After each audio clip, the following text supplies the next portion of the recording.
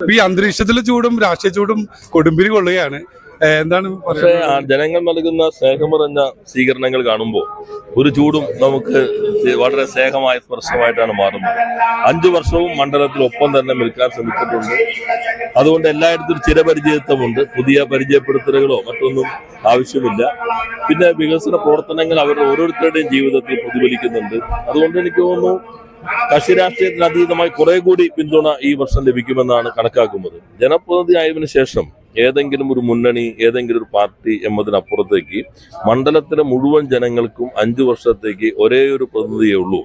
അത് ഏത് രാഷ്ട്രീയമുള്ള ആളുകളാണെങ്കിലും അവർക്ക് നിയമസഭയിൽ അവരെ പ്രതിനിധീകരിക്കാൻ ഒരാളെ ഉള്ളൂ എന്ന കാഴ്ചപ്പാടോടുകൂടി എല്ലാവരെയും ചേർത്ത് പിടിച്ചുള്ള ഒപ്പം ചേർന്നുള്ള വികസന പ്രവർത്തനങ്ങൾക്കാണ് നേതൃത്വം നൽകിയത്. അതുകൊണ്ടാണ് ഇപ്പോൾ കോൺഗ്രസിന്റെ ബൂത്ത് ഭാരവാഹികൾ ഉൾപ്പെടെ അവരിപ്പോൾ എന്നോടൊപ്പം ഈ തെരഞ്ഞെടുപ്പ് പ്രചരണത്തിലേക്ക് എത്തുന്നത്. അങ്ങനെ പലയിടങ്ങളിലും കക്ഷി രാഷ്ട്രീയമുള്ള ആളുകളും അല്ലാത്ത ആളുകളും എല്ലാവരും ഇതിനകത്തേക്ക് വരുന്നുണ്ട്. അപ്പോൾ കഴിഞ്ഞ തവണത്തേക്കാളും നല്ല പിന്തുണ ഇത്തവണ ലഭിക്കുമെന്നാണ് പ്രതീക്ഷിക്കുന്നത്. ശുഭപ്രതീക്ഷയിലാണ് LDF സ്ഥാനാർത്ഥി പി രാജീവ്.